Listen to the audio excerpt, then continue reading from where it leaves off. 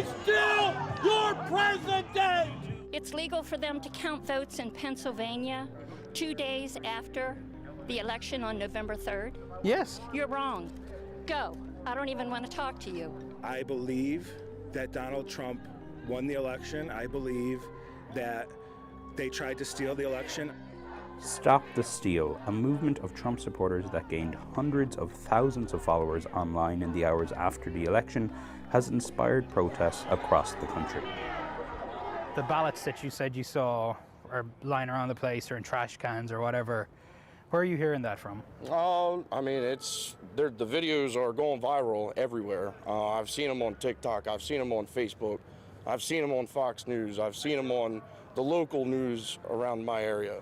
I've seen too much pieces of different evidence so far that shows that at this point I would be okay with a revote.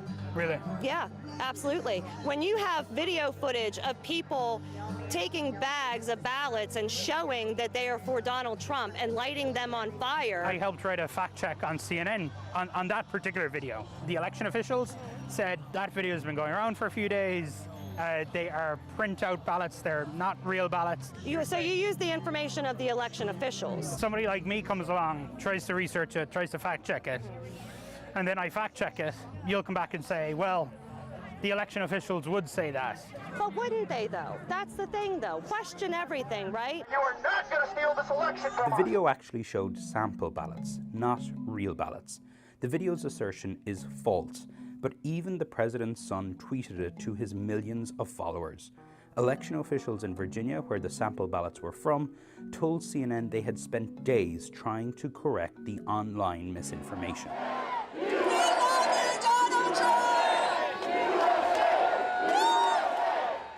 When we went to bed on election night, when they told us they stopped counting, we woke up and there was a vertical spike right for Biden, 130,000 votes approximately. That's when I knew there was a problem. Now, as my buddy Steve Bannon says, if you're going to lie, be believable about it. Because you do not have 138,000 votes come in and 135,000 of them come in for Biden.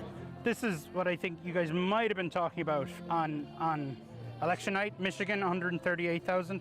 This was from a website called Decision Desk HQ. They came out and they said, we messed up, there was an error in how votes came back and reported, and that's why there was this spike in the map.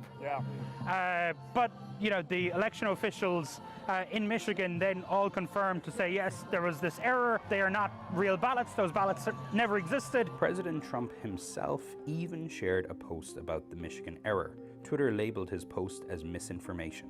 Are you concerned that just as how people on the left can fall for misinformation, that maybe sometimes you... Oh, I'm sure, yes. I'm very thorough with the information I look at. I have my opinions, obviously, but I'm not just going to go around retweeting blatantly false information or things that I believe that are just... It's just, I look at things that are suspicious. Some people at the protest told us the delays in news outlets projecting a winner contributed to their belief that Biden stole the election. Put America first, or else it's going to be America last. You don't think there's any way Trump could have lost? No. Really? Yes.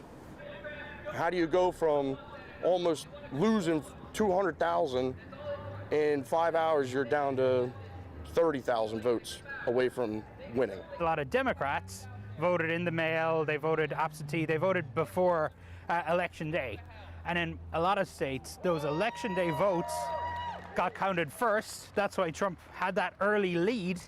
And then once those other votes started getting counted, that is how Biden caught up and so overtook. Where are all the Trump ballots that were mailed in? Well, why are we finding them laying around in different places? But Trump was telling everybody not to mail it in, right? That's why there's so much more mail-in Democratic votes, no?